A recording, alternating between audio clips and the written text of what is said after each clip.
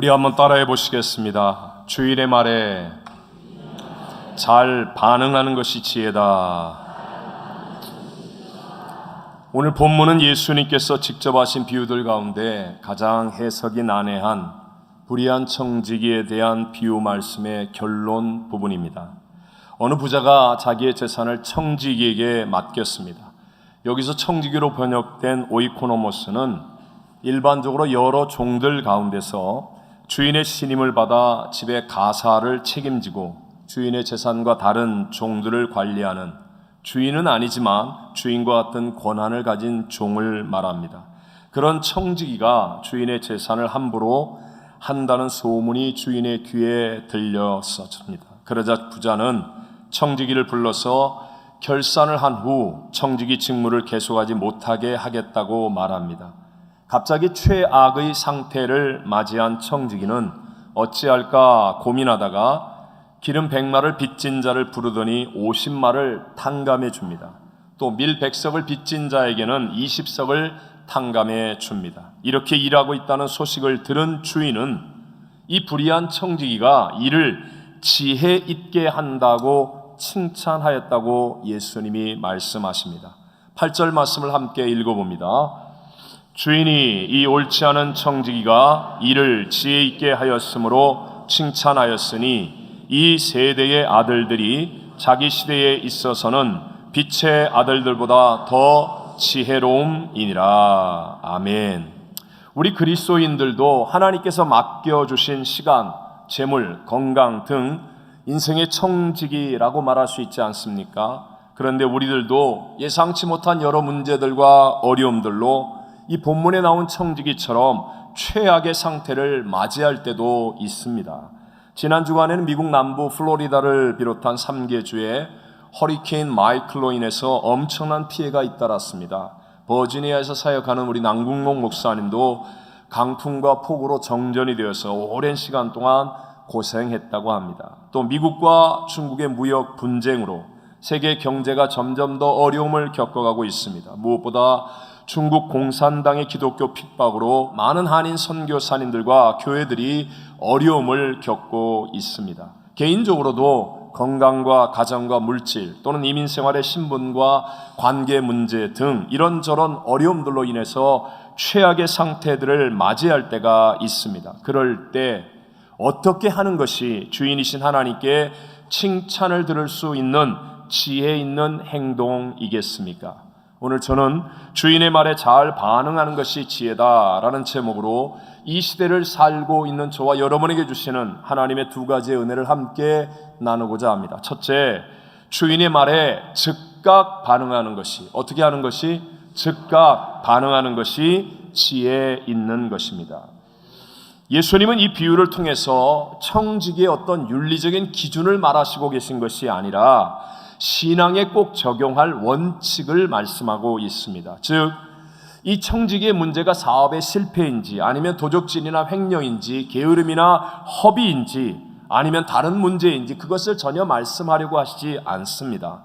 분명히 단 한 번의 해고를 당할 만큼 심각한 상황이라는 것, 크고 어려운 위기의 상황이었음에도 불구하고 이 청지기는 자기 변명하거나 숨거나 하지 않고 주인의 말에 즉각 반응하였다는 사실을 우리에게 보여주고 있습니다. 이것이 바로 예수님께서 이 불의한 청지기가 지혜 있게 행동하였다라고 말씀하시는 중요한 이유라는 것입니다. 여러분, 우리가 다 잘 알고 있는 믿음의 조상이 된 아브라함, 그가 대단한 사람이었기 때문에 아니면 훌륭한 인품과 업적이 있었기 때문에 아니죠. 본토 친척 아비집을 떠나 하나님이 지시할 땅으로 가라고 말씀하실 때에 그는 이해가 되지 않음에도 불구하고 그 길이 어렵고 힘든 길임을 알면서도 불구하고 그 말씀에 즉각 반응하여 떠났다는 것입니다. 또 100살에 얻은 아들 이삭, 그 이삭을 모리아 산에 데리고 가서 번제물로 바치라고 하는 상식에도 벗어나고 말도 안 되는 것 같은 하나님의 말씀에도 아브라함은 즉각 반응하는 사람이었다는 것입니다. 창세기 22장 3절을 읽어봅니다.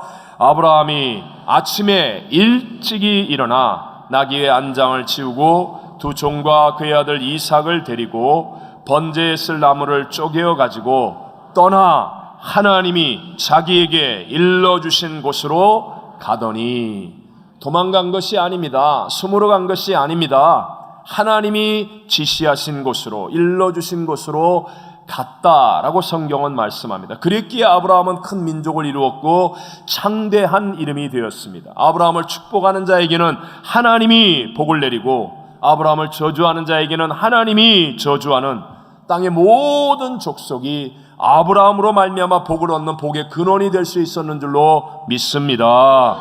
여러분, 예수님께서 이 땅에 오셔서 제자들을 부르실 때도 마찬가지였습니다. 즉각 반응한 사람들은 우리가 생각했을 때 좀 수준이 미달된 것 같은데, 자격이 없을 것 같은데도 불구하고 자신의 운명과 세상을 변화시키는 예수님의 제자들이 되더라는 것입니다. 마태복음 4장 18절로 22절까지 같이 읽어봅니다. 갈릴리 해변에 다니시다가 두 형제 곧 베드로라 하는 시몬과 그의 형제 안드레가 바다에 금을 던지는 것을 보시니 그들은 어부라 말씀하시되 나를 따라오라 내가 너희를 사람을 낚는 어부가 되게 하리라 하시니 그들이 곧 그물을 버려두고 예수를 따르니라. 거기서 더 가시다가 다른 두 형제 곧 세베대의 아들 그의 형제 요한이 그의 아버지 세베대와 함께 배에서 금을 깁는 것을 보시고 부르시니 그들이 곧 배와 아버지를 버려두고 예수를 따르니라. 아멘. 우리가 잘 아는 것처럼 그들은 처음부터 잘 준비된 사람들이 아니었습니다. 오히려 자격이 미달될 것 같은 사람들이었음에도 불구하고 중요한 핵심은 그들은 주님이 부르실 때 곧 즉각 따라서 반응하였다는 것입니다. 그런데 여러분, 동일하게 부르심을 받았는데도 불구하고 제자가 되지 못한 안타까운 사람들도 있었습니다. 누가복음 9장 59절로 62절의 말씀을 읽습니다. 또 다른 사람에게 나를 따르라 하시니 그가 이르되 나로 먼저 가서 내 아버지를 장사하게 허락하옵소서. 이르시되 죽은 자들로 자기의 죽은 자들을 장사하게 하고 너는 가서 하나님의 나라를 전파하라 하시고, 또 다른 사람이 이르되 주여 내가 주를 따르겠나이다 마는 나로 먼저 내 가족을 작별하게 허락하소서. 예수께서 이르시되 손에 쟁기를 잡고 뒤를 돌아보는 자는 하나님의 나라에 합당하지 아니하니라 하시니라. 아멘. 오늘 이 시간도 동일하게 하나님은 연약한 자나 죄인을 물리치시는 것이 아니라 하나님이 말씀하실 때에 자기의 뜻을 앞세우며 즉각 반응하지 않는 사람을 사용하실 수가 없다라는 것입니다. 우리가 믿고 있는 이 복음의 능력은 나에게 실력이 있다 없다, 건강과 재물이 있다 없다에 그 능력이 나타나고 안 나타나는 것이 아니라 주인이신 하나님의 말씀에 즉각 잘 반응할 수 있느냐 없느냐에 따라 위대한 복음의 능력이 우리에게도 나타날 수 있고 그렇지 않을 수 있다라는 것입니다. 우리가 다시 한번 대표적으로 잘 알고 있는 미디안의 광야에서 양쳤던 모세 할아버지를 생각해 보십시오. 80의 노인입니다. 그가 지금 지니고 있는 모든 것은 그의 장인의 것이지 자기 것이 하나도 없습니다.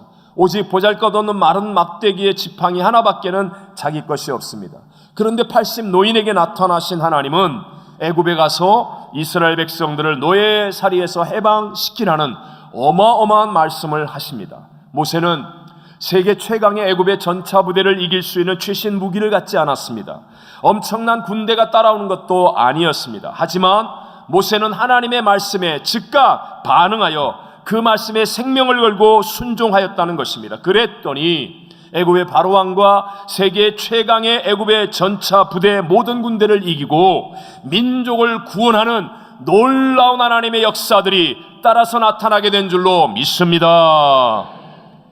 우리가 잘 아는 고전 예화 가운데 가장 비싸게 팔리는 명마가 된 아라비아 말에 얽힌 이야기가 있죠. 오래전에 아라비아의 한 예언자가 우수한 말을 가지기 원하여서 좋은 100마리의 종자를 수소문하여 구하였습니다.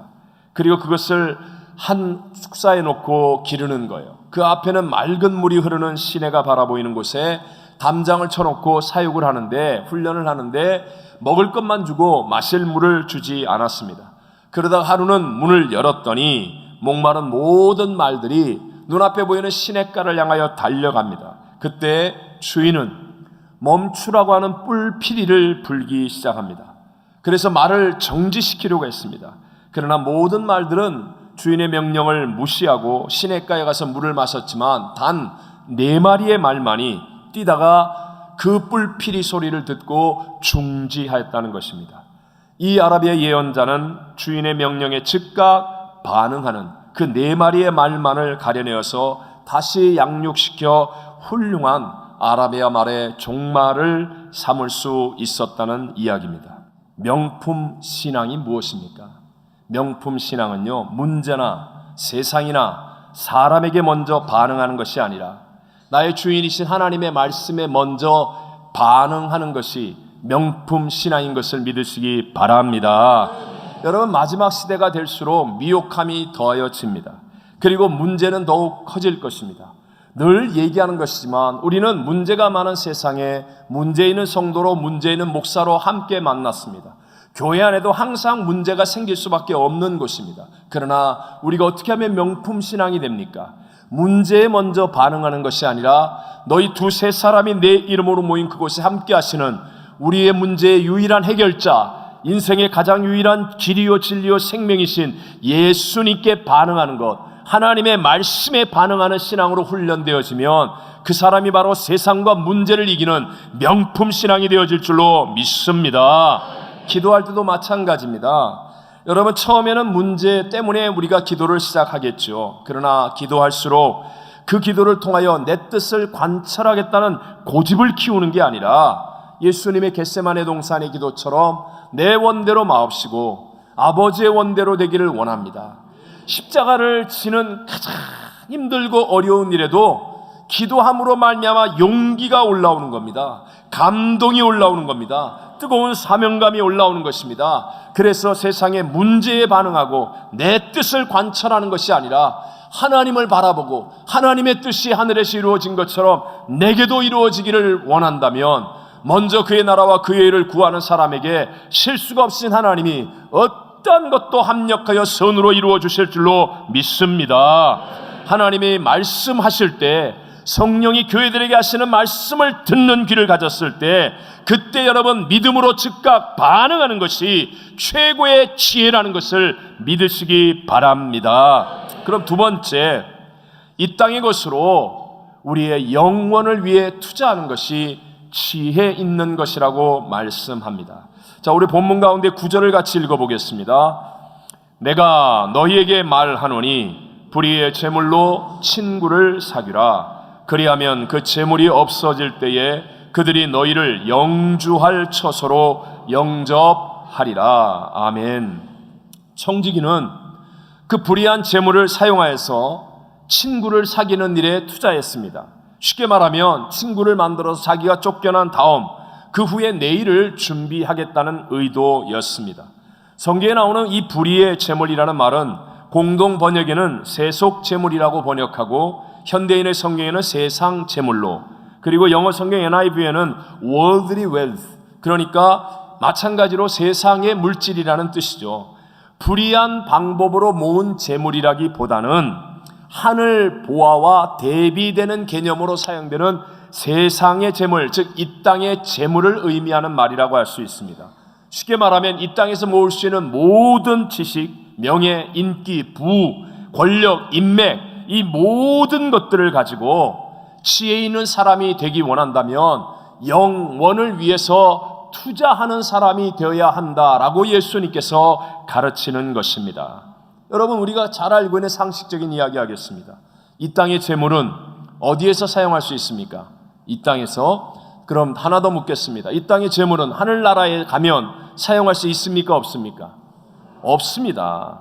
여러분, 이 땅의 재물을 바리바리 싸가지고 먹지 않고 쓰지 않고 애써 모아가지고 그래갖고 모은 것을 축적하고 축적해서 여기 집어넣고 저기 집어넣고 바리바리 싸가지고 천국에 갔는데 가니까 쓸모가 있어요, 없어요?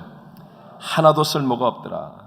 그래서 하나님은 지혜 있는 자는 어떤 사람입니까? 이 땅의 재물은 이 땅에서 영혼을 위해 투자하라. 친구를 사귀고, 즉 영혼을 구원하여 하늘나라 가면 내가 사용한 물질 때문에, 내가 드린 물질 때문에 구원받은 영혼들이 나의 친구가 되어지도록, 하늘나라의 상급이 되어지도록 그렇게 사용하는 것이 지혜 있는 자라고 말씀하는 것입니다. 여러분, 축복은 받는 것이 중요한 것이 아니고요, 받은 축복을 사용하는 것이 더 중요합니다. 복이 쌓이면 축적이라고 말합니다. 그러나 복을 사용하면 그게 바로 축복이 되어지는 것입니다. 우리가 흔히들 우리 이민생활하면서 자녀 말할 때 그저 자녀가 좋은 학교 들어가고 아니면 좋은 직장에 취직했다, 이런 것으로 자랑으로 삼으려고 하지 말라는 거예요. 좋은 대학 나온 다음에 사기치는 사람 많습니다. 좋은 직장 취직해가지고 연봉 많이 받으면서도 부모와 이웃의 마음을 아프게 하는 그런 사람들이 얼마나 많은지요. 문제는 그런 학교 나온 다음에 그런 직장에서 연봉을 받고 돈을 벌고 난 다음에 어떻게 사용하느냐. 그 좋은 학교에 들어가서 더 열심히 교회를 섬기고 또 이웃을 위해서 선교하고 애쓰고 그 물질을 가지고 하나님의 영광을 위해 부모와 이웃을 위해 아름답게 쓸 수 있는 사람으로 만들어 놓는 것, 이것이 정말 더 중요한 일인 것을 깨닫게 되시기를 바랍니다. 우리는 늘 주님이 다시 오실 것이라고 말합니다. 여러분 그렇게 믿으시죠? 또 이 간단한 코끝에 호흡 하나 끝나면 우리 다 주님 앞에 설 것인 것을 너무나 잘 알고 있습니다. 그런데 여러분, 정말 우리는 그 천국 영원한 삶을 위해 무엇을 준비하고 있습니까?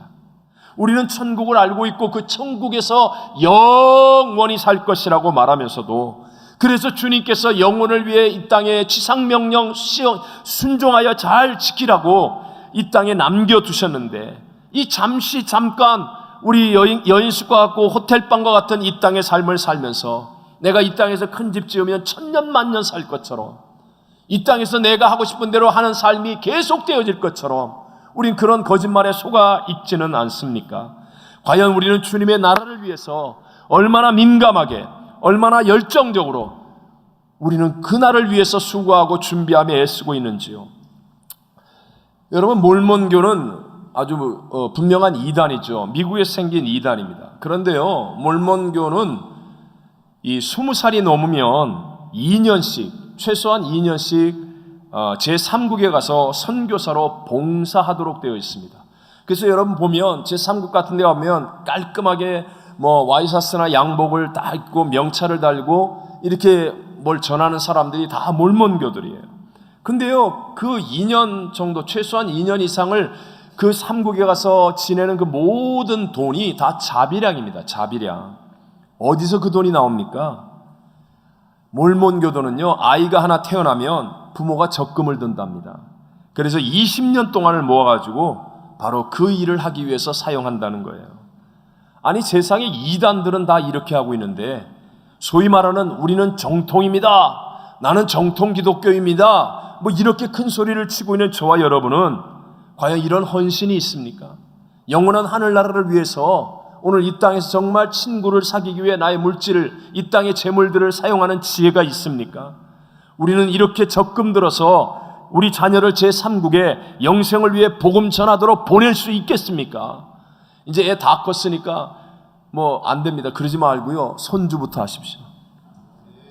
여러분, 손주부터 딱 태어나면 여러분 적금 드시고 정신교육 시키십시오. 너는 이제 가장 좋은 나이에 선교지에 가서 선교사님을 돕거나 선교를 하거나 영생을 위해서 사는 사람이 돼야 된다. 예수님 오실 날이 얼마 남지 않았다. 우리 가족은 영생의 삶을 준비해야 된다. 이렇게 자신 있게 고백하고 실천할 수 있게 되시기를 바랍니다. 제가 중요하기 때문에 자주 얘기하는 한 부분이죠. 마귀는 우리에게 역사할 때 항상 과거를 통해 나의 현재를 조명합니다. 그래서 옛날에 실패했던 기억, 상처와 아픈 기억, 또 다툼과 갈등의 기억, 이 과거를 가지고 끊임없이 나의 현재를 조명하죠. 지금도 은혜 받지 못하도록 하는 마귀는 어제 저녁에 부부싸움 한 걸 계속 생각나게 합니다. 네가 어제 그렇게 부부싸움하고 욕해놓고 지금 교회 와서 할렐루야 아멘 그러고 은혜 받는다고 이러면서 자꾸 과거를 통해 현재를 조명하죠. 옛날에 어렸을 때의 상처, 학교 다닐 때의 상처, 아픔, 트라우마, 옛날에 어떤 갈등, 아니 옛날에 문제 없었던 가정이 어디 있고 옛날에 상처 없었던 사람이 어디 있습니까? 한번 여쭤보겠습니다. 집에 쓰레기 없는 집 손 들어 보십시오. 우리 집에는 쓰레기가 하나도 안 나옵니다. 너무 깔끔하고 깨끗해서 쓰레기가 안 나옵니다. 아니, 이렇게 얘기하면 제 설교가 길어진다고 그랬잖아요. 쓰레기가 안 나오는 가정 있어요, 없어요? 없습니다. 그 집이 역동적으로 활동하고 정말 화목할수록 건강할수록 밥도 많이 먹고 일도 많이 하고 쓰레기는 많이 나오게 되어 있어요. 쓰레기 나오는 게 잘못입니까? 쓰레기가 어디 있으면 됩니까? 쓰레기통에 있으면 되는 거예요. 쓰레기를 침대 위에 올려놓거나 쓰레기를 식탁 위에 올려놓거나 그게 문제이지, 쓰레기는 쓰레기통에 있으면 되는 거예요. 아니, 우리가 열심히 살았으면 상처 없는 사람이 어디 있어요? 열심히 살았는데 아픔이 없는 사람이 어디 있어요? 열심히 살았는데 갈등이 없었던 사람이 어디 있어요? 문제는 왜 그 쓰레기를 입에 물고 있냐는 거예요. 맨날 입만 열면 10년 전에 뭐 잘못했던 거, 쓰레기를 왜 입에 물고 있어요? 쓰레기를 왜 가슴에다가 품고 있습니까? 쓰레기를 왜 안주머니에다 놓고 있습니까? 그런 쓰레기는 다 예수님 십자가 앞에 나와 다 내려놓고 그냥 버리면 되는 줄로 믿습니다. 원수마귀는 이렇게 과거를 통해 나의 현재를 조명하지만 하나님의 역사는 어떻습니까? 항상 우리의 미래를 통해 나의 현재를 조명하는 것입니다. 그래서 믿음은 뭐라고요? 바라는 것들의 실상이요 보지 못하는 것들의 증거라. 앞을 바라보는 거예요. 그래서 꿈이 없는 사람을 하나님이 쓰실 수가 없다라고 말하는 것입니다. 그렇다면 여러분, 하나님이 우리의 미래를 통해 나의 현재를 조명해 주신다면, 그렇게 역사하신다면, 그래서 하나님이 나는 지금 병들고 문제가 많고 어려웠지만 그러나 내 소망, 내일의 미래가 축복이며 건강이요 기쁨이라면, 그럼 하나님이 내 믿음대로 될지어다 이렇게 역사하시는데, 미래를 통해 나의 현재를 조명해 주시는, 너희 현재는 네가 품고 있는 미래로 될 것이다 이렇게 약속하시는데, 그렇다면 우리는 반드시 내가 품고 있는 미래를 확인해 봐야 한다는 거예요. 내가 품고 있는 미래. 여쭤보겠습니다. 소풍 가기 전이 좋습니까? 가서가 좋습니까? 그럼요. 소풍 가기 전이 좋습니다. 소풍 가기 전에 엄마가 막 김밥 싼다고 막 그럴 때 막 가슴이 설레고, 막 달걀 삶을 때 막 가슴이 설레고, 칠성사이다 사갖고 와가지고 막 가방에 넣을 때 그때 막 가슴이 설레고, 근데 막상 가보니까 버스에 내려갖고 막 2시간을 걸어가고 때 앞에서 앉아갖고 노래 한 곡 부르고 다시 2시간 걸어서 내려오고, 가보니까 별 볼 일 없더라고요. 가기 전이 좋은 거예요. 죄송하지만 우리 A국 선교사님들이 1년 전부터 우리 미국에 갈 꿈을 가졌을 때, 기다릴 때 설레였습니다. 막 기대감이 넘쳐났습니다. 근데 벌써 반이 지나가고 이제 돌아갈 날이 얼마 안 남았으니, 그러면 어떻게 돼요? 또다시 또 다른 꿈을 붙들어야 되는 거죠. 그래서 사람들이 흔들리는 거예요. 얕은 꿈을 꾸기 때문에, 얕은 미래를 붙잡고 있기 때문에. 위대한 인생은 어떤 사람입니까? 영원한 하늘나라를 붙드는 거예요. 천지는 없어도 1.1에 변하지 않을 하나님의 약속의 말씀으로 내일의 꿈을 붙잡는 거예요. 저 하늘나라의 꿈을 딱 붙잡고 있으면, 그러면요, 세상에 어떤 불경기가 오도 어떤 난리가 일어나도 불경기보다 크신 하나님, 문제보다 크신 하나님, 다시 한번, 하나님은 문제보다, 하나님은 대적보다, 하나님은 하실 수, 그 하나님이 약속한 미래를 붙잡으면요, 내 인생에 몸이 좀 약해져도, 내 인생에 변화가 일어나도, 세상이 뒤집어져도요, 그 미래 때문에 나의 현재가 흔들리지 않을 수 있다는 것입니다. 왜 초대교회 성도들이 그토록 환난과 핍박 속에 사자밥이 되기도 하고 불에 태워 죽기도 하고 그 고통 속에서도 그들은 담대하게 이깁니까? 어떻게 사도 바울이 그 많은 환난과 고난과 핍박을 받았는데 불구하고 흔들림이 없이 이기는 사람이 됩니까? 의지가 강해서, 지독한 사람이라서, 똑똑해서 천천만만에 맞습니다. 그보다 의지가 강하고 그보다 똑똑하고 그보다 잘난 사람은 얼마든지 많습니다. 그게 아니라 사도 바울의 가슴 속에는요, 초대교회 성도들의 가슴 속에는요, 확실한 천국의 미래, 하나님이 약속한 영원한 나라를 가슴에 품고 있었기 때문에 이 땅의 것들에 의해서 휘둘림을 당하지 않고, 세상과 사람에게 휘둘림을 당하지 않고 믿음으로 끝까지 이기는 삶을 살 수 있었는 줄로 믿습니다. 오늘 우리 이민교회의 신앙의 최종 목적지는 교회가 아니에요, 여러분. 교회가 아니라 하늘나라가 되게 되시기를 바랍니다. 예를 들어 큰 교회를 이루거나 아니면 직분을 받는 것이 신앙의 목적이면 어떻게 되겠습니까?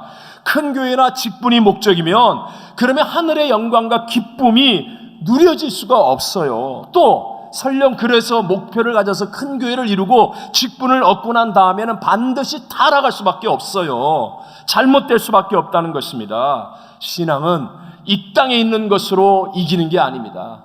이 땅을 뛰어넘는 하늘의 영생을 바라보고 실수가 없인 하늘의 상급을 바라보기 때문에, 그 하늘을 품고 있기 때문에 땅을 이기는 삶을 살아갈 수 있는 줄로 믿습니다.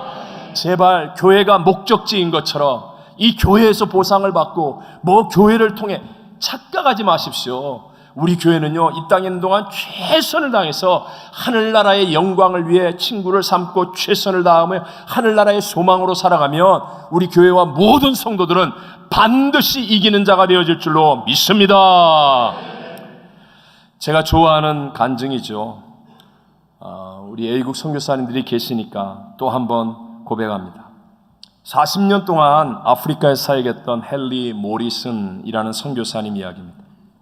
그가 비행기가 없던 그 시절에 이제 40년을 아프리카에 사역하고 고향인 미국으로 귀국하는 배를 타고 뉴욕 항구에 막 도착하려고 하는데, 근데 멀리서 배에서 보니까 항구에 막 레드 카펫이 깔려 있고 군악대가 나와서 막 그냥 팡파르를 연주하고 굉장한 거예요. 요란한 거예요. 그래서 알고 봤더니 자기가 타고 있는 그 배에 아프리카에서 사냥 휴가를 마치고 귀국하는 테디 루스벨트 대통령이 함께 타고 있었습니다. 물론 뭐 보안 때문에 이렇게 잘 격리돼서 있었겠지만, 그래서 배가 도착했는데 대통령이 내리니까 막 군악대 연주에 환호하는 사람들 뭐 그런 거예요. 그들이 다 빠져나오고 난 다음에 이제 이 선교사님이 쓸쓸하게 내리는데 카펫도 없고 군악대도 없고 오히려 환영했던 인파들이 남기고 한 휴지와 쓰레기들은 가득하고 항구의 바람 앞에 너무너무 외롭고 쓸쓸한 거예요. 서러워서 하나님께 이렇게 기도했답니다. 하나님, 사냥 여행하고 돌아오는 대통령을 향한 환영 행사 보셨지요? 그런데 40년 동안 당신을 위해서 일하고 돌아오는 저를 위한 환영은커녕 마중 나온 사람도 아무도 없습니다. 그러고 있는데 갑자기 마음속에 하늘의 음성이 들려지더랍니다. 헨리, 사랑하는 아들아, 너는 아직 본향에 돌아오지 않았다. You are not home yet. 아직 내 집이 아니란다. 너의 본향 저 천국에 들어올 때 천군과 천사가 나팔을 불고 너희 친구들과 예수님이 너를 영접하며 영광의 면류관을 얻을 것이다. 여러분 믿으십니까? 우리는 무엇을 위해 사는 사람이 되어야 합니까? 순식간에 지나갑니다. 미국 이민생활 10년, 20년, 30년 얼마나 빨리 지나갔습니까? 앞으로 남은 시간 더욱 빨리 지나갑니다. 하나님의 지혜는 천지는 없어도 1.1에 변하지 않을 하나님의 말씀에 즉각 반응할 수 있는 것이 지혜입니다. 그리고 이 땅에 주어진 것으로 우리의 영혼을 위해 투자하여 친구를 사귀고 영혼을 구원하고 하나님의 나라를 세워가는 것, 이것이 바로 세상을 이기며 사는 하나님의 지혜인 것입니다. 우리 모두 이런 믿음으로 최악의 상황이 다가온다 할지라도 주인이신 하나님께로부터 칭찬받는 믿음의 승리자들이 다 되시기를 주님 이름으로 축원합니다.